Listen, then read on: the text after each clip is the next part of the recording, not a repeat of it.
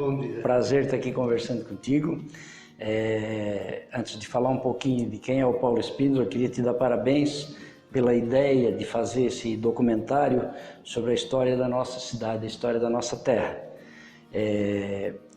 Muita coisa tu com certeza vais encontrar que seja inédito, né? Que as pessoas sabem, mas não botam para fora. Então, a partir do momento que as pessoas começam a falar e a contar suas histórias, a grande história vai se revelando. Então, parabéns pela iniciativa, porque o caminho é esse aí mesmo. Então, Paulo Espíndola, eu sou aqui de Morro da Fumaça, eu sou filho do seu Walter Espíndola e da dona Alvani Sacon Espíndola.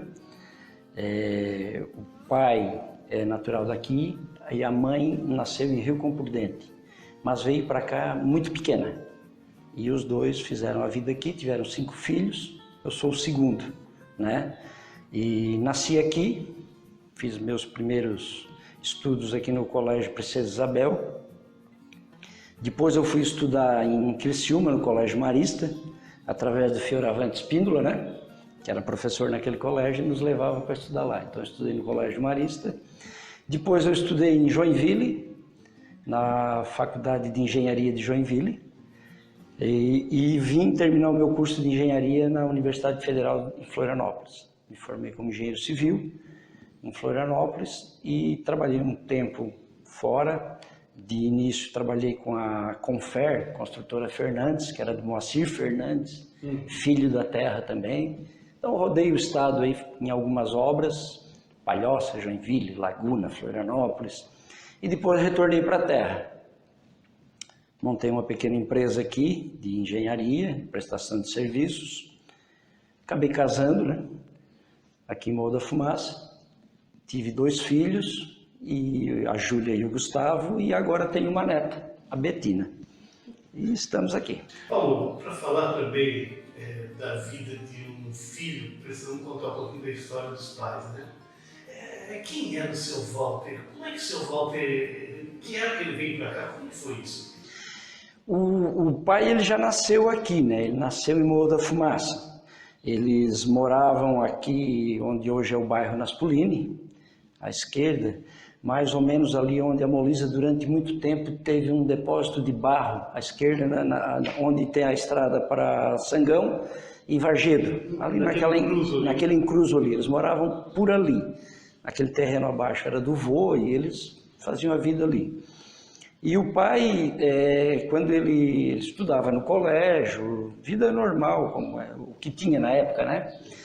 E depois ele, um dia, lá na casa deles, depois a gente conta um pouquinho a história do vô, com as histórias dele, mas teve um fato que mudou muito a vida do pai, que ele cortando lenha, ele deu uma machadada no pé. E aí, não podendo mais trabalhar na lavoura, ele veio trabalhar no cartório com o seu Jorge Silva. E o pai era uma pessoa de uma inteligência muito grande, e ele com muita vontade de aprender, ele foi lendo tudo que caía na mão dele ali no cartório. O cartório era, digamos assim, o centro cultural da cidade, né? E tudo que foi caindo ali de informações, ele foi lendo e foi aprendendo, e foi aprendendo, e foi aprendendo, e não parou mais de ler. Criou gosto e não parou mais de ler. Ele trabalhou bastante tempo no cartório, depois ele, sozinho, ele veio aqui para Morro da Fumaça uma empresa para fazer medição para a dragagem do Rio Uruçanga. Era o DNOS, Departamento Nacional de Obras de Saneamento. Montaram uma sede ali próximo da Canenberg, ali, por ali. E o pai foi trabalhar lá e tinha uma vaga para auxiliar de topógrafo. Ele comprou 3 livros de topografia e aprendeu sozinho, estudando em casa. E virou um topógrafo prático, né? Com o tempo ele assumiu o cargo de topógrafo no DNOS e depois ele trabalhou com topografia na Prefeitura Municipal de Morro da Fumaça. E aí ali exerceu até o cargo de secretário de obras, enfim. Aí depois se aposentou e foi cuidar dos netos, porque daí os filhos ele já tinha cuidado, né? Mas era um apaixonado por Morro da Fumaça, contava muitas histórias. Muitas das histórias que eu conto nos meus livros, vamos dizer assim, eu ouvi do pai. né? Ele sabia muita coisa daqui. Paulo, fala um pouquinho da origem. A família Espínola, no teu conhecimento, onde é que ela surgiu e quando veio para Santa Catarina, para o Brasil, para o Morro da Fumaça? A família Espínola, ela tem a origem dela é bem remota. Ela vai ao ano de 962, mais de 1000 anos atrás. O Sacro Império Germânico dominou a região de Gênova. Gênova era uma cidade-estado, né? Lá na Itália, porque a Itália não existia como estado, como país, né? Existiam cidades-estados, era Gênova, era Verona, era Veneza, era Pádua, cada uma sua, Milão, o Ducado de Milão, aquela história toda. Eles dominaram Gênova e o imperador mandou para lá um sujeito chamado Guido Albentergui. Foi para comandar a cidade. Esse sujeito chegou lá, tomou posse da cidade, ficou comandando e foram ficando, se integraram à vida da cidade. E ficaram lá durante muitos anos, questão de 100, 200 anos lá. Com o passar do tempo, eles acabaram italianizando o nome deles, o sobrenome. Eles passaram a ser a família Visconti. Eles adotaram o nome Visconti. E estavam lá, isso já era no ano, mais ou menos, o ano 1100, quando começa a movimentação para a primeira cruzada, certo? E os cruzados foram até Gênova e precisavam de transporte para ir para a Terra Santa, para Jerusalém. E um dos descendentes do Guido, tá, que por coincidência tinha o nome de Guido, já Guido Visconti, era navegador e foi trabalhar com os cruzados, foi levar os cruzados para Jerusalém. E foram. Ele participou da primeira cruzada. E ele retornou da Terra Santa com um espinho da coroa de Cristo. Certo? Voltou para Gênova. Ele construiu um oratório lá, uma igrejinha, certo? Conhecida como Casteleto, dedicado a Nossa Senhora das Vinhas, tá? Próximo a Gênova. E lá dentro dessa igrejinha ele colocou esse espinho da coroa de Cristo. E a partir dali ele ficou conhecido como o Cavaleiro da Espínola. Ali nasceu o sobrenome Spínola, que em italiano é do espinho, o Cavaleiro do Espinho. Cavaleiro da Espínola. E ele, ao passar do tempo, ele acabou adotando o nome Spínola. Ele virou Guido Spínola. E a sua descendência foi aumentando. Ele ficou em Gênova durante o tempo foi passando, ele foi ficando ali. Os Spínola começaram a se espalhar daí, né?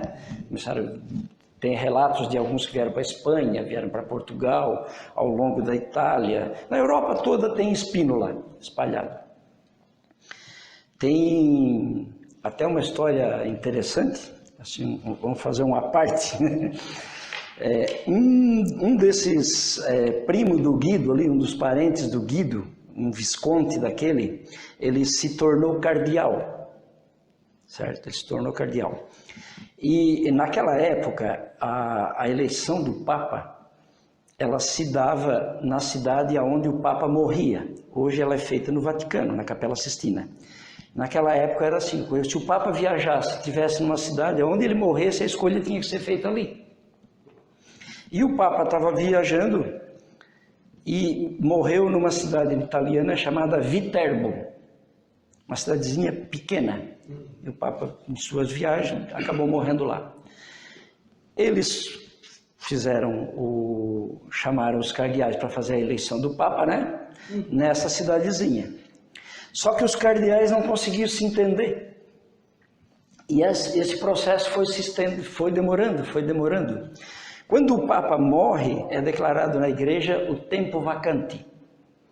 Né? É o tempo onde a igreja não pode produzir nenhum documento, porque o Papa está morto. Então, é o tempo vacante.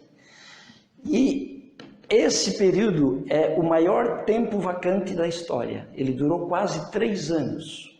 Eles não conseguiam se entender. E a população de Viterbo, uma cidade pequena, tinha que sustentar, né, os cardeais. Alguém tinha que alimentar o povo, né? Porque o grupo ficava ali. Ficava ali. Eles estavam ali. Não tendo mais como aguentar aquela situação, fazia 3 dias, não se entendiam, era muita briga, muita luta. Eles não tendo mais como sustentar aquela situação, e esse Visconde estava participando ali, ele era cardeal, estava participando. Não tendo mais como sustentar aquela situação, o que os habitantes de Viterbo fizeram? Eles pegaram os cardeais, levaram para a igreja, botaram eles dentro da igreja, arrancaram o telhado, porque se eles precisavam falar com o Espírito Santo, não podia ter nada que impedisse. Eles tiraram o telhado da igreja, para que o Espírito Santo falasse direto com eles. E chavearam eles lá dentro, com chave, conclave. Ali nasceu a expressão conclave. Chavearam eles dentro da igreja. E disseram, olha, agora vocês só vão sair daí quando eleger o Papa. E começaram a alimentar eles somente a pão e água. E todo dia eles diminuíam um pouquinho o tamanho do pão. Para forçar. Ou vocês resolvem, ou vocês não resolvem. Né? Eles chegaram a um acordo. E acabaram elegendo o Visconde como Papa. Ele adotou, eu até às vezes me emociono um pouquinho quando eu falo, que ele adotou o nome de Gregório X, Papa Gregório X. Gregório é o nome do meu avô. Esse sujeito ficou tão impressionado com aquela situação, vivida ali, todo aquele... que ele fez uma bula papal, determinando como é que seria a eleição dos papas dali em diante, que é o que é seguido até hoje. Ele determinou que teria que ser feito em Roma, não mais nas cidades, porque foi muito trabalho para aqueles coitados lá. Então, não, vai ser em Roma, não importa onde o Papa morra, vai ser em Roma. Vai ser chaveado, que é o conclave, até hoje existe o conclave. Tá? Então, assim, a forma, claro que ao longo do tempo houve algumas adaptações, né? Hoje eles não ficam trancados lá dentro da coisa, eles só ficam incomunicáveis, né? Eles participam do conclave, mas dormem ali ao lado na Casa Santa Marta, voltam para a Capela Sistina, tem todo um processo, não fica tão trancado ali, né? Mas eles ficam incomunicáveis, né? De qualquer forma. Então, assim, quem criou as normas para a eleição do Papa até os dias de hoje, tem um pouquinho de sangue de Spínola também, tem um parentesco, né? Então, só uma história. Mas, voltando, esses Spínola de Gênova ficaram ali, e o tempo passou, né? Isso aconteceu mais ou menos no ano 1100. Por volta do ano 1500, 3 primos saem de Gênova e vêm para a Ilha da Madeira. Era Antônio, Leonardo e Luciano. Vieram para a Ilha da Madeira, que era domínio português, para plantar uva, fazer vinho. Minha família lá já estava grande, não tinha mais terra para todo mundo, eles vieram para a Ilha da Madeira. E começaram a fazer vinho. O vinho deles ficou muito famoso, era muito bom, e chegou até o rei Dom Manuel de Portugal, o rei do descobrimento do Brasil. Rei Dom Manuel. Esse vinho chegou lá, o rei gostou tanto do vinho que o rei deu uma autorização de que eles tivessem um brasão, eles constituíssem uma família, tivessem uma origem. Como era 3 Spínola, não dava para ter 3 brasões Spínola. Eles tinham que se ajeitar entre eles. Um poderia ter Spínola, os outros 2 teriam que mudar. O Antônio adotou o nome de Livorno, que era a cidade de origem dele, onde ele tinha nascido na Itália. Então ele se transformou Antônio Livorno, criou o brasão e a partir dali nasceu a família Livorno. Tá? O Leonardo continuou sendo Spínola, Leonardo Spínola fez o brasão dele. E o Luciano se transformou em Espíndola. Ali nasceu a família Spínola. Luciano Espíndola, na Ilha da Madeira. E as três famílias da mesma origem. Os três da mesma origem. Ali o sobrenome passou de Spínola para Espíndola. Esse Luciano teve muitos filhos. Em alguns livros, lá nos registros da Ilha da Madeira, ele aparece com o nome de Lucano, em vez de Luciano, Lucano. Talvez algum erro de grafia, ou Lucano Spínola.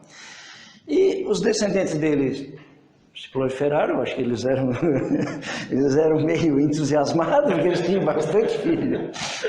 E, passado muito tempo, por volta de 1760, se não me engano, 1767, a costa do Brasil já estava descoberta, já estava ocupada, aquela coisa toda. A costa meridional do Brasil aqui era uma grande disputa entre Portugal e Espanha, né? Porque o Tratado de Tordesilhas, na verdade, era até Laguna, isso aqui era para ser espanhol. Sim. Mas os portugueses estavam ocupando. E os espanhóis tomavam, os portugueses retomavam, era uma briga. Lá em Sacramento, desde a colônia de Sacramento, o Forte Jesus Maria José, que ficava no Rio Grande do Sul, ali na cidade de Rio Grande, o Forte ali no Arroio Chuí, era uma briga, né? O rei de Portugal mandou para cá um sujeito chamado José da Silva Paz, que foi o cara que criou o estado de Santa Catarina, o primeiro governador de Santa Catarina, Brigadeiro José de Silva Paz. Ele chegou aqui e disse para o rei: precisamos criar a capitania de Santa Catarina. E foi criado. E ele começou a construir as fortificações na ilha de Santa Catarina, né? A ilha de Anhatomirim, São José da Ponta Grossa, aquelas fortalezas. Mas ele precisava de gente para trabalhar.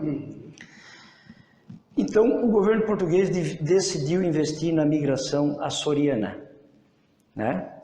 E começaram a trazer açorianos para cá. Mas eles trouxeram também muitos moradores da Ilha da Madeira, em menor número que os açorianos, mas também veio o pessoal da Ilha da Madeira, os madeirenses. Quando eles chegaram em Santa Catarina, os açorianos ficaram na região da ilha, mais na região da ilha. Eles criaram Santo Antônio de Lisboa, Nossa Senhora da Lagoa da Conceição, São José da Terra Firme, São Miguel, Enseada do Brito. Desceram um pouquinho até próximo ali a Vila Nova, Mirim, aquela região. Mas eles se concentraram mais na ilha. E a impressão que eu tenho, e aí a impressão, não posso te provar isso, é que eles não quiseram se misturar muito com os madeirenses, não. Eles empurraram os madeirenses mais para baixo. Os madeirenses vieram mais para o sul. Os madeirenses ficaram da Imbituba para baixo. Imbituba, Mirim, Vila Nova, Garopaba, que é a Garopabinha aqui, né? Não é aquela Garopaba do norte lá, Garopabinha, Carniça, Laguna, Torneiro, Araranguá, essas boquinhas de rio, porque eles só ficavam nas bocas de rio, né? Os portugueses, quando chegavam, eles ficavam sempre nas bocas de rio. E nesses aí vieram os Spínola. Eles chegaram ali. Quando a migração germânica já estava acontecendo lá a partir de São Pedro de Alcântara, ela vem mais por cima, né? Ela vem de São Pedro, ela vai para São Bonifácio, São Martinho, Rio Fortuna, aquela região. Alguns Spínola acompanharam lá, então tu encontra alguns Spínola por lá, que é dessa origem. Né? Os outros se espalharam, então a partir de Araranguá, muitos Spínolas se espalharam.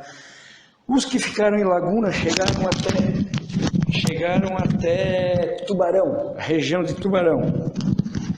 Esses são os nossos. Eles vieram para Tubarão e a partir de Tubarão começaram lentamente, aí é um processo que ainda estou investigando, não sei te dar detalhes, a migrar para a região de Jaguaruna, região aqui do Sangão, porque isso já o tempo passando, né? O tempo passando. Eles chegaram à região aqui do Sangão, ali tem o Rio dos Viados, ali em Sangão, aquela região ali tinha Spínola por ali, mais em Tubarão. O Bonifácio Spínola, que é a origem dos Espíndola aqui de Morro da Fumaça, eles são todos descendentes de Bonifácio Espíndola. O Bonifácio Espíndola, ele morava nessa região, mais ou menos região de Sangão, região de Tubarão, morou em Tubarão. O meu avô nasceu por ali, Gregório Espíndola, tá? Seu Gregório, pequenininho. E ele o vô era muito inquieto, né? Ele gostava muito de andar. E era comerciante, vendia panela, vendia bacia, e comprava égua e levava de volta, tocava tropa de peru, carneiro, qualquer coisa ele estava metido. E ele, nessas andanças todas, ele passou por Morro da Fumaça. Morro da Fumaça começando, Morro da Fumaça nasce em 1910, né? Que é a data que se tem como fundação de Morro da Fumaça, 1910, com a chegada de José e Hermínia Sequinel, né? Os Macari já estavam um pouquinho antes, mas os Macari estavam mais para cima aqui, ó. Os irmãos Macari, eles chegaram antes, mas e ali eles consideravam Linha Torres. Ali onde morava o seu Narciso. É ali que é território do Morro da Fumaça. É Morro da Fumaça hoje, mas como eles vieram por lá, de lá, eles não diziam que eles moravam, no início, eles não diziam que moravam no Morro da Fumaça, eles diziam que moravam em Linha Torres. Até porque aqui não tinha praticamente ninguém. Tem relatos de um casal de negros morando aqui, de uma italiana, Galburgia, a nona Galburgia, que morava aqui no Morro do Hospital, que não se sabe bem de onde essa mulher surgiu. Tá? Essa terra aqui provavelmente já era Sesmaria de alguém, já tinha algum proprietário, não sei se os Miranda ou o Paladini, já tinha alguma coisa, mas não existia a cidade. A fundação, aceita pelo menos até hoje como fundação de Morro da Fumaça, é o casal José Sequinel e Hermínia, chegando aqui em 1910. O vô chegou aqui um pouco depois, ele deve ter passado aqui em torno de 1915, por aí. Talvez antes ele já tivesse vindo, mas mais, porque ele contava, o vô contava que o nome de Morro da Fumaça era o pessoal de Sangão, que quando vinha caçar, de lá eles olhavam para cá e viam o morro sempre enfumaçado. E eles diziam, vamos caçar no Morro da Fumaça. E vinham caçar por aqui. Então já tinha alguém por aqui, né? Mas eu vou, quando veio aqui, o que entusiasmou muito a ele vir para cá, foi que ele soube que a estrada de ferro, que passava lá na esplanada, ia construir um ramal que ia passar para Uruçanga. Então ele pensou, o lugar vai crescer, vai passar a estrada de ferro, é um bom lugar para mim fixar morada. E resolveu vir para cá. Tá, então eu vou chegar aqui, a estrada de ferro, a decisão de fazer esse ramal aqui é de 1917, eles iniciam a construção da estrada de ferro para valer em 1919, tá? Tu pode confirmar isso, porque se tu passar ali na antiga casa de turma, tá lá bem grande, 1919, na parede, que foi a data, e isso é confirmado, um livro aqui sobre a estrada de ferro, isso tudo é livro de história. Tem um livro da estrada de ferro que realmente confirma essas datas, elas fecham. Em 1919 eles começam os trabalhos de construção desse ramal. Tá? E o vô já estava por aqui, o vô Gregório. Tá? Ele, como eu te falei, ele era muito andador, muito namorador, e muito vai para cá, vai para lá. Comerciante, ele contava uma história que uma vez ele, andando de trem, ele foi pular um carnaval em Laguna. Foi de trem para pular um carnaval em Laguna. E quando ele estava voltando, ele desceu na estação uma das estações aqui próximo ao Morro Grande, por ali, e vinha passando um enterro. E ele desceu todo eufórico do carnaval e perguntou, de quem é esse enterro aí? O cara disse, é de uma velha Rosa. Ele disse, e a minha avó? Mas ainda deu tempo, né? Ainda deu tempo. Estava no lugar certo. Chegou na hora ali. Deu tudo certo. O vô veio para cá e ele andando muito, tudo. Um dos pontos assim bem desenvolvidos aqui da época era a Uruçanga Velha, né? O vô gostava muito de ir à festa de São Sebastião da Uruçanga Velha, dia 20 de janeiro. Eu até, quando era novo, durante muitos anos, o meu serviço no dia 20 de janeiro era levar o vô na festa de São Sebastião, que ele não podia perder. E ele nessas idas lá para a Uruçanga Velha, para o rio acima, para aquela região, ele conheceu a dona Senhorinha da Silva, popularmente conhecida como a dona Sinhá. Os dois casaram e vieram morar no Morro da Fumaça. O vô aqui, ele foi de tudo aqui no Morro da Fumaça. Ele foi açougueiro, ele foi delegado, ele foi barbeiro, ele foi comerciante, ele foi de tudo. E até uma história também que eu ouvia dele, né? Ele era delegado e naquela época, durante muito tempo ainda tinha essa tradição que na Sexta-feira Santa se podia roubar galinha, né? Podia roubar galinha. Então na Sexta-feira Santa era o dia de roubar galinha. E eles se juntaram numa turma e ele foi junto e foram roubar galinha. E estavam lá no galinheiro do italiano roubando galinha e o cara deu o bote, pegou eles, trancou 2 dentro do galinheiro, né? E aí o cara trancou eles lá dentro do galinheiro e disse: eu vou chamar o delegado. Aí um dos presos disse: ó, ele tá ali. Tava junto, tava na quadrilha. Não precisa nem ir longe, ele tá ali. Então, aí o vô aqui, ele foi o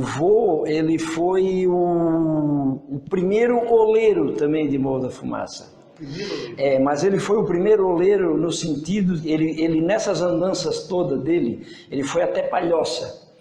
Ia para Palhoça, ele era um andarilho, né? Ele ia para o Rio Grande do Sul, comprava gado e ia vendendo, aí vendia até na Palhoça. E numa dessas na Palhoça, ele viu um cara lá fazendo potes de barro. E ele viu que aqui tinha barro, que dava para fazer a mesma coisa. Ele trouxe esse sujeito para cá para ensinar a fazer peças de barro. Então ele foi o primeiro oleiro, mas não no sentido de fazer tijolo. Oleiro artesanal. Oleiro artesanal. Eles faziam potes, tigelas, enfim. E depois carregavam o carro de boi e iam vender nas festas de igreja, quando tinha por aí, eles iam com o carro de boi para lá e faziam a exposição e iam vendendo as peças. Então ele foi o primeiro oleiro, não tijolo, oleiro. Depois ele até teve uma cerâmica de tijolos, do tempo amassado ainda ali, na forminha, aquela coisa toda. E depois eles tiveram uma olaria também, que daí já é o tempo que o pai trabalhava, gerenciava, né? Teve uma cerâmica aqui embaixo. E aí ele começou com essa história de cerâmica, né? Entre outras coisas. E foi fazendo a vida. Então ele teve ali 5 filhos, né? Tiveram 5 filhos. A tia Vanolda foi casada com Getúlio Painhan, né? Acho que conhecesse, né? Sim. A tia Osvalda, que era casada com o primo Parisi, que é a mãe do Roberto, da Bete, do Esponja, desse povo aí. O tio Valmor, que é o pai da Lula, né? Do Teté, da Neura. O pai, que teve os 5 filhos, né? O mais velho é o Walter, né? O Valtinho, depois sou eu, depois é o Guga, né? Depois a Caca e a Carla. E por último o tio Vilso, né? Vilso Espíndola, que teve 3 filhos, né? O Everaldo, o Reginaldo e o Vilsim. Essa era a família do seu Gregório, né? E aí eles vieram para cá, se estabeleceram ali embaixo. O vô sempre gostou de gado, sempre negociou com gado. Depois de um certo tempo ele construiu uma casa na praça, né? Depois dos filhos já está... Eu acho que quando ele construiu a casa na praça, que ficava aqui na rua São Roque, aquela que desce bem em frente à igreja ali, o único que ainda estava morando na casa com eles era o tio Wilson. O resto já tinha casado, já estava tocando a vida, né? E ele tinha o vô tinha um burro e tinha a Murilha, né? Você, eu acho que chegou a conhecer a Murilha, a Dona Murilha, do Ila, é isso, a negra, do Ila, né? Casada com Ila. E a Murilha, ela era encarregada então de tirar o leite das vacas e trazia de carroça aqui para cima, aí a avó fervia e fazia a distribuição, né? Um pouco ela dava, um pouco ela vendia, um pouco ela recebia, um pouco ela... Era um coração, né? Era um coração. Outros tempos, né? Outros tempos. Ela tinha aqueles panelão de leite, aparecia lá uma criança com uma caneca, ela botava leite e ia para casa, estava tudo certo. E a Marília trazia com esse burro, né? O vô gostava muito desse burro, gostava do burro. Uma vez o vô ficou doente, muito doente. E naquela época se tratava em casa, né? Então ele estava em casa, estava acamado e chegou ao ponto de que ia morrer. Ele ia morrer, estava deitado na cama, eu era pequeno, mas ainda lembro, eles trouxeram nós para vir se despedir do vô. O vô não tinha mais jeito. E ele, já quase morrendo, ele disse, eu quero me despedir do meu burro. Aí não tinha como levar o burro dentro do quarto, né?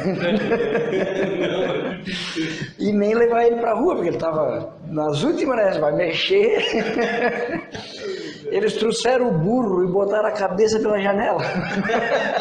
Olha só que interessante. E ele deu tchau para o burro. E chamou o amigo dele, seu Laudelino, tá? E disse, apertou a mão, pegou na mão do Laudelino e disse, Laudelino, eu vou morrer, o burro é teu. Cuida dele para mim. O seu Laudelino era o vizinho, morava do lado ali. Deu o burro para o seu Laudelino. Beleza. Ele não morreu. Ele se recuperou, cara. Ele se recuperou. O Laudelino morreu. Ele foi buscar o burro. Enquanto o Laudelino foi vivo, ele respeitou. Não, eu dei o burro pro Laudelino, deixa lá. Mas o dia que o Laudelino morreu, ele foi lá, passou a mão na corda, agora o burro é meu de novo. Era as histórias. Tem uma história parecida com essa, não envolve o vô, né? Mas envolve Morro da Fumaça. Dizem que deu uma confusão sobre uma vaca aqui em Morro da Fumaça, que apareceu uma vaca aí e um dizia que a vaca era dele e o outro dizia que era a vaca dele. Dois italianos estavam brigando, a vaca é minha e a vaca é minha, a vaca é minha. Quem é que vai decidir a questão, né? Foram falar com o padre. Padre, a vaca é minha, um provava que era dele, o outro provava que era dele, tal. O padre disse, não tem problema. Traz a vaca aqui e vamos botar na frente da igreja. E botaram a vaca na frente da igreja ali. Não era essa igreja aqui, era a igreja velha, né? Botaram a vaca na frente da igreja. Um morava para o sul e o outro morava para o norte. Sai tudo de perto e deixa a vaca. Se a vaca andar para o norte, a vaca é tua. Se a vaca andar para o sul, a vaca é tua. Está resolvida a questão, né? A vaca entrou no cemitério. O padre disse, a vaca é da igreja.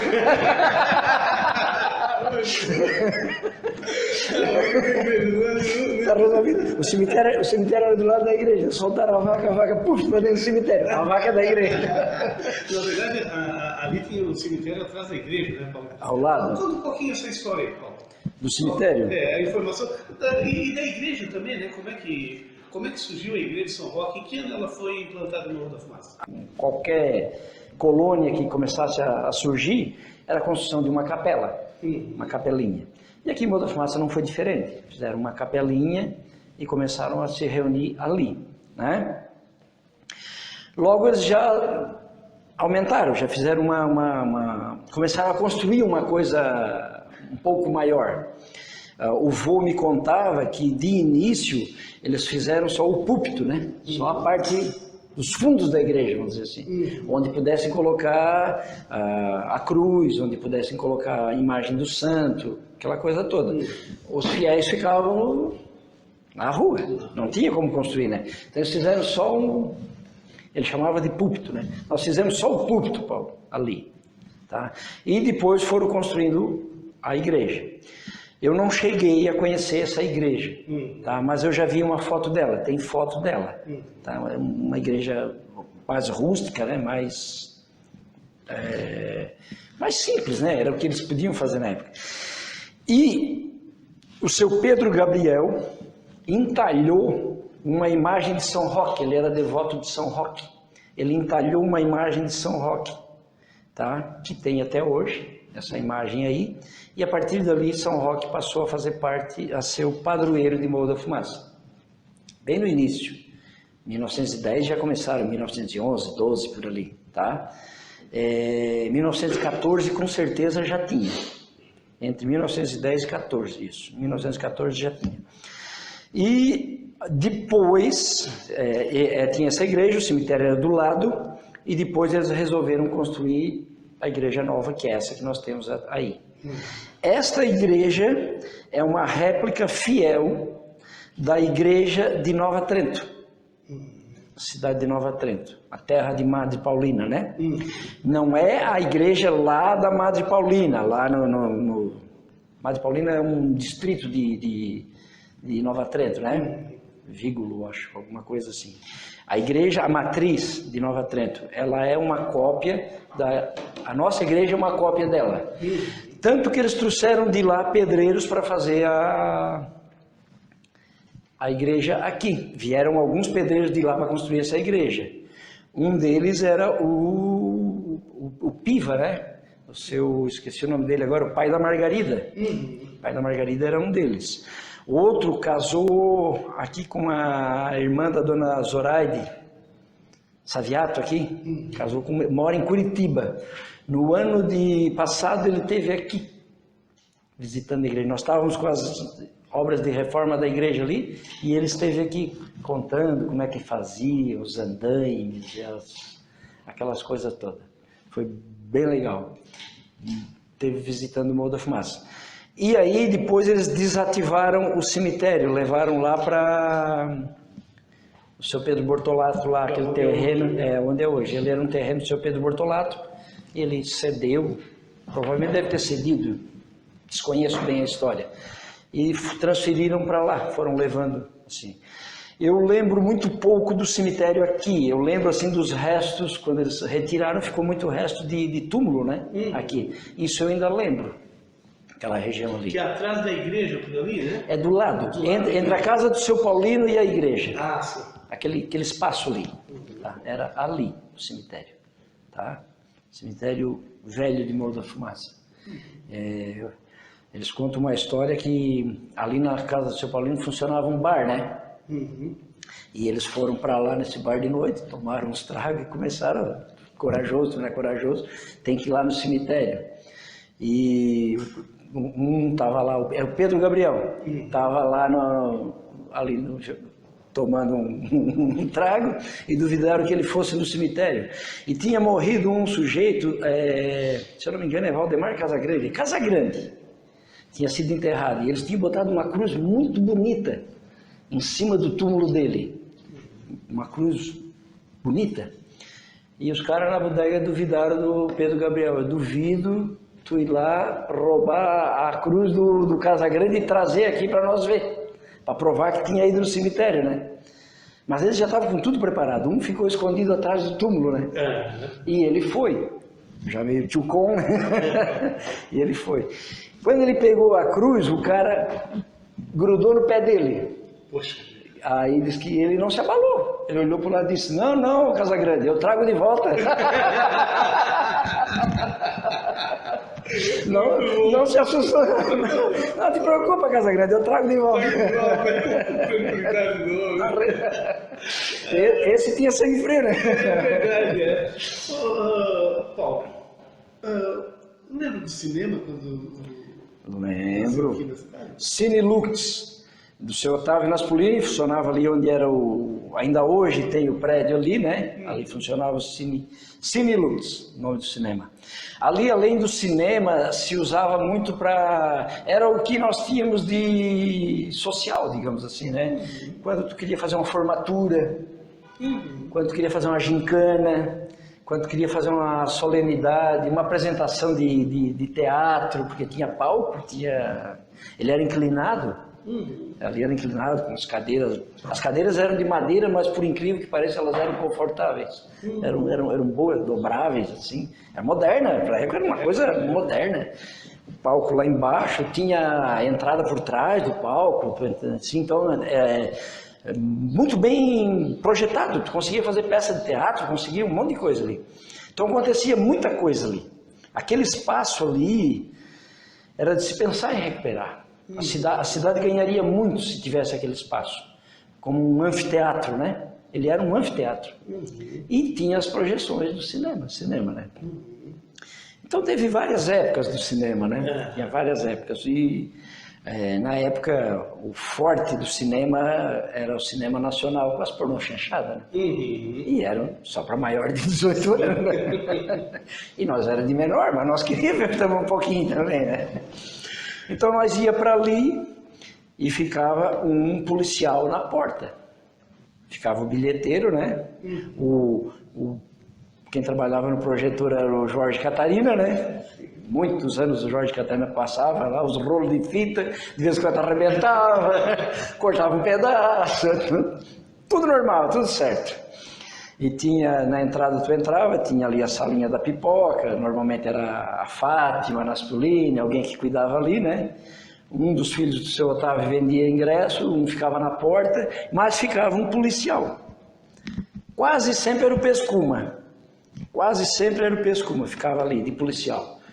Justamente para controlar, menor não entra. Existia essa questão da lei.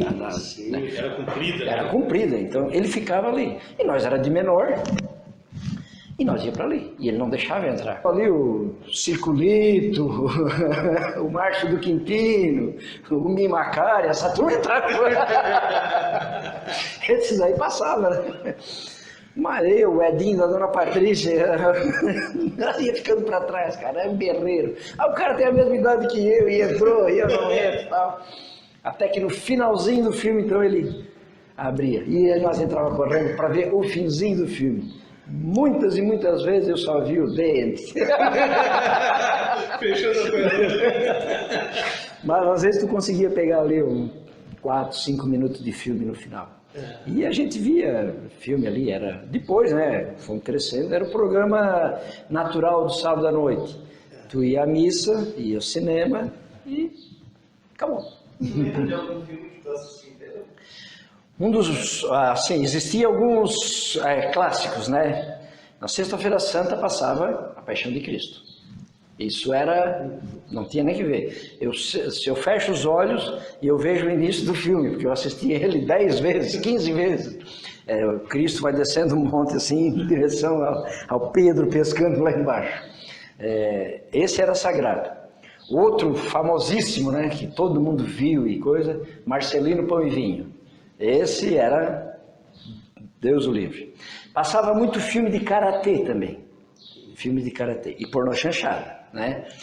Mas um filme assim, teve épocas que ele meio que fechava, depois meio que reabria. Teve um filme assim que ficou, nossa, era lançamento quase que mundial e já estava passando aqui, que era Inferno na Torre, do incêndio lá no prédio lá. Nossa, aquele filme passou assim, estava passando nos grandes centros e já estava passando o Morro da Fumaça. Foi uma coisa fantástica assim. Nossa, todo mundo, o cinema agora tá bom. E havia participação boa da comunidade? Sim, o cinema sempre era o que nós tínhamos para fazer. Sim. Então, tu ia ao cinema. Era o que tu tinha que fazer, era ir ao cinema. Hoje, atrações são as mais diversas. E até porque, na época, carro, contava nos dedos quem tinha carro. Então, sair para fora, para ir em algum lugar, para ir... Os mais velhos, sim, mas a gurizada era de bicicleta, era a pé ou de bicicleta. A diversão era ir ao cinema. Acabou o cinema, tu conversava um pouco ali pela frente e tal, e ia embora a pé. Ia dormir. No outro dia, jogar bola, caçar periar no mato, era o que tinha para fazer. Não tinha muita opção. Hoje tu tens diversão todo dia, toda hora, tens acesso, né? Tens acesso, na época não tinha. Acesso. Paulo, fala um pouquinho da tua mãe. A mãe, ela nasceu no Rio Campo Prudente, né? Que na época pertencia a Uruçanga, hoje pertence a Cocal do Sul. E muito pequena, ela veio, quando eles vieram para cá, eles são 4 irmãos, né? O tio Leoni, que já faleceu, a mãe, depois tinha o Valdemar, o Neném, né? Chegou a ser prefeito de Morro da Fumaça, e o Dorival, que mora em Criciúma. Os 2 mais velhos já tinham nascido. Então eles vieram de Rio Prudente para Morro da Fumaça, porque a nona tinha ganho umas terras aqui, era a herança da nona. A história da nona eu até conto no meu livro ali, né? Dolina, a nona Bambina. Ela tinha essas terras, que é ali, hoje onde tinha a antiga Petcar, ali o posto do Alessio, dali para cima, aquele espaço de terra ali era da nona. E eles vieram morar ali, certo? Vieram de carroça, por dentro para cá, trazendo a mudancinha e uma vaca amarrada atrás, tá?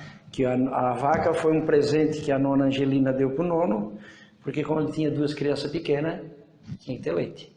Então ela deu uma vaca de presente, a vaca veio amarrada atrás na carroça e eles vieram morar ali. Ela ajudava em casa, trabalhava, aquela coisa toda, estudou ainda na escola velha. A escola velha ficava aqui na rua 20 de maio, né? De madeira ali, ela chegou a estudar ali. E depois ela foi estudar no grupo, quando construíram o grupo, né? Que hoje é o Colégio Princesa Isabel. O grupo Princesa Isabel. Que eu descobri que o grupo não teve inauguração. Queriam inaugurar e não inauguraram. Até hoje não foi feita a inauguração. Não foi feita a inauguração do grupo. E aí, porque eles queriam inaugurar no dia da princesa, daí, 3 de maio, né? 3 de maio, daí não conseguiram, enfim. Tem toda uma história de que não... A Delcy ensaiou um verso para dizer no dia da inauguração e não conseguiu dizer. A dona Lídia Savarista também. Acho que foi a dona Lídia que ensaiou o verso e não conseguiu dizer. Ela estudou no grupo, ela e o pai são da primeira turma que se formou no grupo. Que na época se formava no complementar, né? Eles são da primeira turma que se formou no grupo. E se formou, ela decidiu que queria ser professora. Então ela foi para Tubarão para estudar. Na época, estudar em Tubarão era uma viagem, né? Ia de trem até Tubarão. Ela conta que passava, não tem aquela ponte ali, Laguna, aquela esquerda de quem vai ali de ferro ali, onde passava o trem ali? Sim. Ela passava ali. Ela cruzava aquela ponte, ia até Tubarão. Quando ia a Laguna, ela passava ali, né? Ela estudava em Tubarão, ela morava em Tubarão, porque era longe. Não dava para vir. Vinha uma vez a cada mês, 2 meses. Estudou em Tubarão, se formou e voltou para Morro da Fumaça e foi ser professora no grupo. E trabalhou a vida inteira dentro do grupo, como professora. Eles moraram aqui, próximo onde era o colégio aqui, das irmãs, né? Eles moraram ali próximo. Depois eles foram morar ali perto de onde era a casa do Fiora, que hoje é a Ciclocenter ali, né? E depois fizeram aquela casa lá em cima, no terreno lá do nono, da nona, que é à esquerda de quem vai para Criciúma depois do trevo ali. Então, a casa está até hoje. Foi onde a gente se criou, viveu ali, né? E nesse meio tempo ela é uma pessoa muito calma, né? Então ela foi exercendo não só a profissão de professora, mas foi catequista, foi se envolvendo em diversas atividades assim da comunidade. Ela e o pai foram festeiros aqui da festa de São Roque. Eles foram cursilistas, né? E eles são dos primeiros do movimento de irmãos Morro da Fumaça. Eles não são da primeira turma, eles são da segunda ou terceira turma que fez, mas eles são da primeira diretoria. Da primeira diretoria. O primeiro presidente foi o Zezão, né? E eles foram o vice. E daí na segunda diretoria eles foram o coordenador, né? O segundo coordenador. E sempre envolvida, né? Até hoje ela ainda é envolvida com ministra da Comunhão e tudo mais. Ela era filha do nono Moisés Sacon e da nona Dolina Bortolato. A nona era a filha única, né? A história dela eu não vou contar, porque quem quiser saber tem que ler o livro. E o nono do Sacon ali do Rio Prudente. Tinham vários irmãos, né? Tem um ainda vivo, os outros já faleceram. Paulo, escrevesse quantos livros?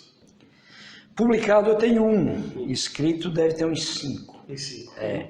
Esse primeiro livro, qual é o título? Dolina a Nona Bambina. Dolina não. Conta a história da imigração italiana em forma de romance. Eu agora estou trabalhando num que conta a história do sul catarinense, histórico mesmo. Toda a história da formação, de como é que foi a ocupação das terras aqui do sul catarinense. Tem alguma previsão para lançamento? Não, ainda não consigo te prever porque é tudo muito nas horas vagas, né? Não é um trabalho, né, que tu consegue. Então, ele já está na fase final, digamos assim, mas ainda, né? E tem assim muita curiosidade, né? Muita coisa que a gente vai descobrindo aos poucos, né? O por que vieram por aqui, por que vieram por lá, como que as coisas foram acontecendo, né? Fatos inéditos, né? Muita coisa, muita coisa. A história, ela é garimpar, né? A história é garimpar, tu vai achando uma coisinha. E ela é conflitante também, né? Sim, porque cada um conta a história do seu jeito, né? E aí tu acha uma versão, tu acha outra, e tens que, né? Não existe mais uma verdade absoluta, né? Tu conta aquilo que tu mais ou menos vai achando, né? Vai lembrando? Cada um tem a sua versão. Às vezes a data, ela diverge uma da outra, mas é mais ou menos aquilo, né? Sim, tem muita coisa que tu pega publicações afirmando que isso aconteceu em tal data e outra afirmando que aquele fato aconteceu em, né? Coisas até grandes. Até hoje não se tem uma confirmação exata da data da fundação de Florianópolis. Desterro, né? Nossa Senhora do Desterro, que era o primeiro nome de Florianópolis. Nossa Senhora do Desterro. Uns afirmam numa data e outros afirmam outra data. Assim, coisa grande. Então tu imagina nós aqui, né? E nós ficou muito pouca coisa documentada, né? O Alto da Fumaça tem uma história da passagem de uns chamavam de alemães, outros chamavam de russo, que foram os primeiros que chegaram por aqui para colonizar, né? Quando os italianos chegaram, essa gente já estava por aqui. Esse povo não deixou registro, não deixou nada para a gente pesquisar, mas eles estiveram aqui. Antes deles, há relatos até de um casal de negros que morava por aqui, né? Eu tenho uma versão, né? Uma versão não confirmada. Principalmente durante a Guerra do Paraguai, tá? Passava muito barco transportando tropas de Laguna para o sul. Tá?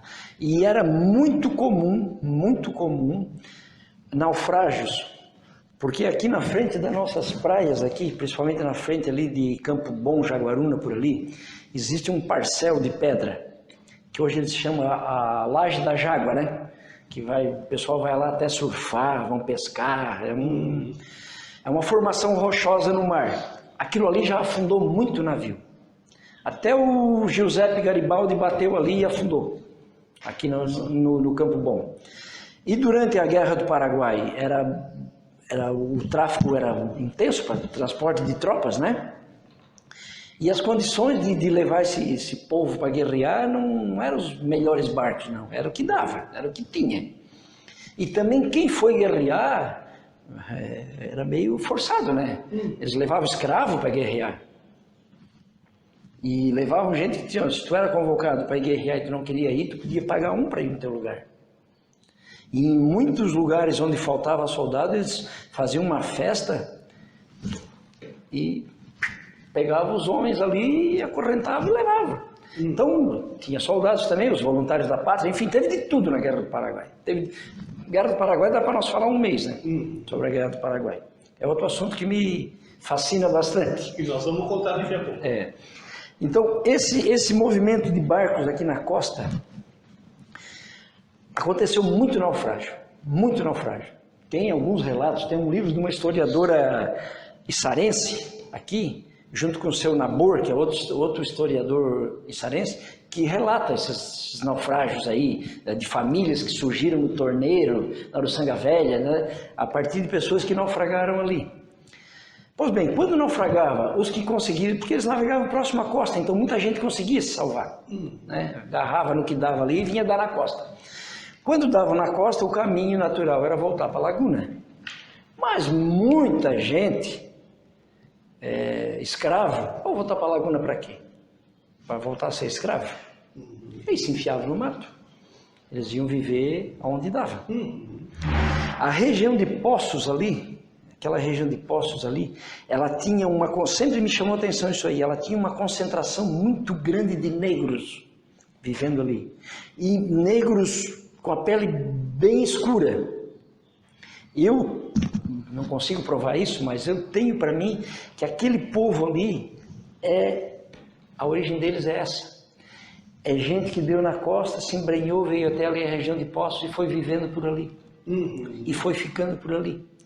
E eu acredito que algum desses foi mais para frente e veio bater por aqui. Se é que há relatos, né, de algum casal negro vivendo por aqui, provavelmente é alguém nessa situação, fugindo de um naufrágio ou de uma situação esses fugitivos que embrenhavam nas matas assim, às vezes, tá? Eram também em Meleiro, tem relatos de um casal da Bahia que vivia lá, né? Às vezes é gente que se envolveu em algum assassinato, em algum crime, alguma coisa assim, e fugiam para o meio do mato. E até devedores de impostos. Tem relatos de um vivendo aqui na região de Orleans, próximo a Pindamonhangaba, que provavelmente o cara era um devedor de impostos. Eu li uma vez uma versão de um historiador que ele dizia que o rei, época do rei ainda, né? Porque aqui era tempo, a Guerra do Paraguai, o Brasil era um império ainda, né? Não era uma república. Que o rei, como forma de ocupar a terra, ele indutava os que, se tu tinha alguma dívida com o rei, seja de impostos ou algum crime, o rei te dava um induto desde que tu fosse morar no interior, para poder ir ocupando a terra, porque o medo deles era que os espanhóis viessem e tomassem. Então, tem relatos assim, né, que tu pega, poucos, né, porque pouca gente escrevia, né, então, mas esses relatos contam já ter pessoas pelo interior.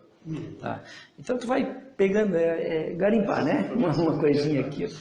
Paulo, na cidade de Morro da Fumaça, a gente passou por esse período longo já, né, desde a sua fundação.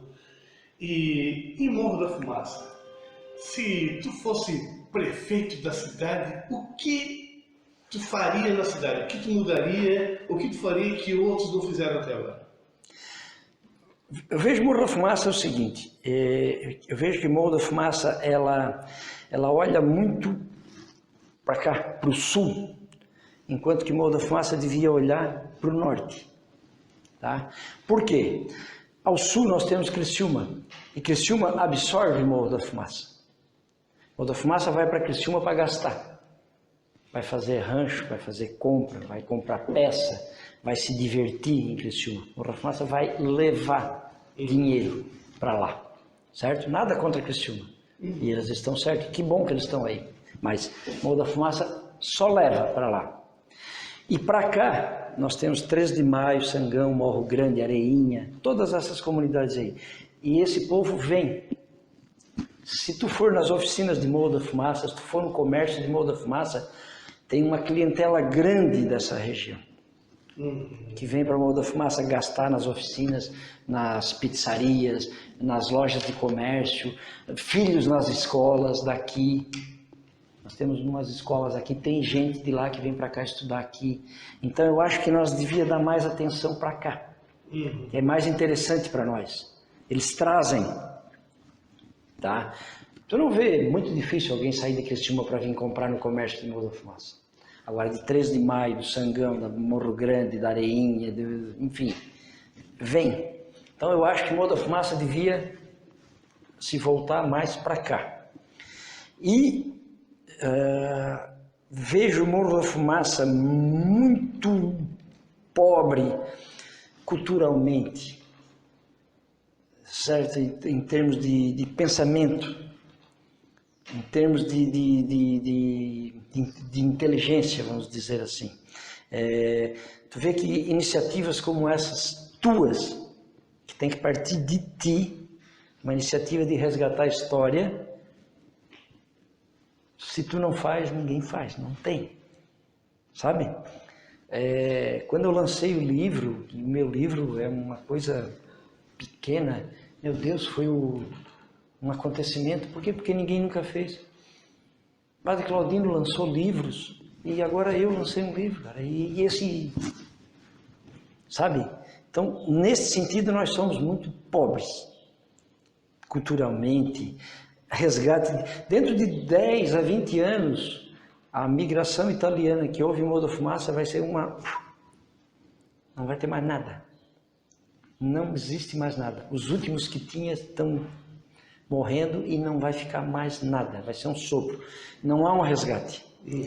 E eu vejo que uma das formas, teria muitas, seria tentar trazer para cá algum curso superior, uma universidade. Hoje vai ter universidade em Orleans, agora vai ter um curso da universidade no Rincão.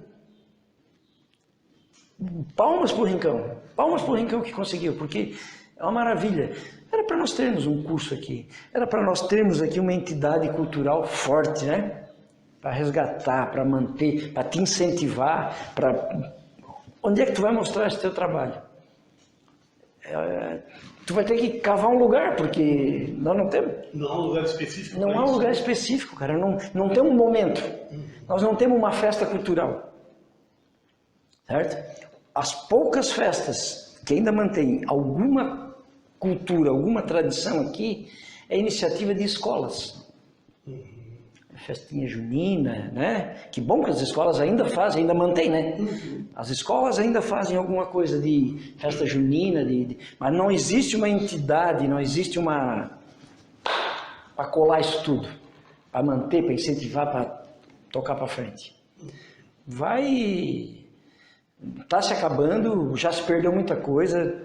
Tu, ao realizar esse material, tu deve já estar sentindo a dificuldade, que parece que a gente sempre começa tarde, né? Parece que começa tarde. Começa tarde, o que tinha de bom já, né? O bom era tu estar entrevistando o pai, era estar entrevistando o vô Gregor. Estou citando os meus, né? Sim. Tantos outros que tinham aí, né? Seu Angelim Sartor, era uma enciclopédia viva do Morro da Fumaça. O seu Narciso Macari, meu Deus, né? E tantos outros que poderia citar aqui, né? Parece que a gente começa tarde. Então, mesmo sendo tarde, seria se a gente conseguisse criar uma entidade cultural forte, uma entidade educativa forte, uma escola técnica, um curso da universidade, o IFSC foi construído aqui na Próspera, próximo de Morro da Fumaça. Tu já imaginou aquilo aqui dentro? Porque tu vai dizer, mas ali vem gente de fora estudar. Mas a partir dali e da convivência com professores e com alunos, vai irradiando. Todo polo de conhecimento, ele irradia. Todo polo de conhecimento é um sol. Mas o que isso vai trazer traz. Todo polo de conhecimento, de cultura, ele irradia. Ele não se apaga. Os raios fogem. A falta de conhecimento cega a humanidade. Né? Cega. Nós estamos... eu já estou com quase 57 anos de idade e a gente foi criado fazendo esses relatos. Eram outros tempos, outras épocas e, claro, nós temos que nos adaptar para essa nova realidade. O mundo não é mais aquele mundo que eu fui criado. Não adianta eu querer que as coisas sejam daquele jeito. Eu tenho que me adaptar. Mas nós vivemos uma época de muita intolerância. Dizem que naquela época a gente era racista, homofóbico, porque chamavam um negro de negro, porque chamavam um gay de gay. Tá? Era mais tolerado do que hoje. Tá? Hoje, se eu disser uma palavra que for contra o que tu pensa, tu já me bloqueia. Tu não escuta mais nada do que eu tenho a dizer. Tu não para pensar no que eu digo, dizer, eu tenho uma ideia, mas de repente, porque quem pensa diferente de mim também merece ser ouvido, né? Eu posso pensar totalmente o oposto de ti, mas tu merece ser ouvido, até o fim. E de repente me faz pensar, né? Me faz rever conceitos, né? Isso é pensar, isso é conversar, né? Hoje em dia não se conversa, né? Hoje só se afirma. Só se afirma, é verdade. Eu tenho uma ideia, então o que eu faço? Eu tenho essa ideia, aí eu vou lá na internet e busco tudo que reforça a minha ideia. Eu não busco nada ao contrário, para pensar. Nos deixa cada dia mais ignorantes porque nos torna sabedor de tudo, né? A gente sabe tudo e não sabe nada. Não sabe nada. Paulo, aqui nós estamos encerrando essa nossa conversa por hoje, né? Vamos ter mais momentos, mas aquilo que é importante falar e que eu não perguntei, que tu gostaria de dizer, fica à vontade. Olha, tu estás fazendo um resgate histórico de Morro da Fumaça, então aí isso já é muito importante, tem que ser dito. Segundo, a história de Morro da Fumaça, ela tem uma história oficial, né? Isso tu consegue até encontrar quem foi prefeito, quem foi vereador, quem foi isso, quem foi aquilo, tu consegue até encontrar esse relato. Mas é muito importante esse histórico de que o que foi Morro da Fumaça no dia a dia das pessoas, como é que eles viviam, né? Se resgatar. Sobre isso a gente teria que conversar uma semana, né? Para poder contar. Tu falou do cinema. Eu me lembro do Coral do Fiora, que era uma coisa, né, importante, assim, a época das enchentes aqui, que transformou, quando deu o boom das olarias aqui, começou a sair olaria para tudo quanto era lado, houve uma migração que todo dia chegava um caminhão com mudança de gente de fora, essa gente ajudou a construir Morro da Fumaça, essa gente faz parte da história de Morro da Fumaça. É muito importante a gente contar a história dos fundadores, dos que chegaram e tal, mas seria importante contar a história dos negros de Morro da Fumaça, os operários de Morro da Fumaça. Nunca ninguém contou, né? E isso aqui foi construído por operários, cara. Tá? Os operários, os professores de Morro da Fumaça, né? A história da educação de Morro da Fumaça, não tem? Nosso rio, né?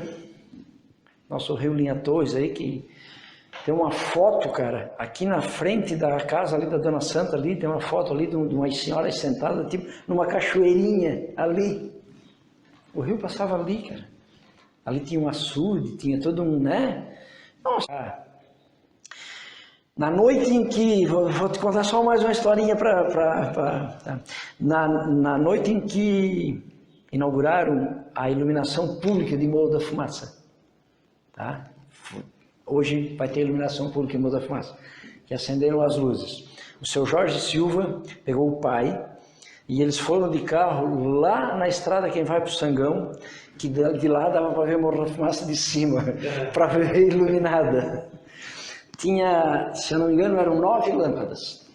9 lâmpadas? 9 lâmpadas. Mas já viram de lá, ó, foi bonito. Essa vida por ele. 9 lâmpadas. Eu te agradeço, Beto, agradeço o Raio, agradeço pela paciência, às vezes a gente se passa no horário, tem muito mais coisa para falar, mas o importante é começar. Então, mais uma vez quero dar parabéns para vocês pela iniciativa, que é brilhante, ideia brilhante, tenho certeza que vai ser um sucesso, vocês vão encontrar muita coisa boa, tem muita gente com bastante coisa para contar, e as histórias vão ser bonitas, com certeza, vão ser interessantes, algumas engraçadas, outras um pouco mais tristes, mas o importante é que se registre, né? Para que a gente mantenha e desenvolva nessas gerações amor à nossa terra, amor ao nosso lugar. Existe um mundo inteiro para ser vivido, mas o nosso cantinho é esse aqui. Nós temos que fazer esse cantinho aqui ser bom. Muito obrigado. Bacana, muito obrigado também, Paulo.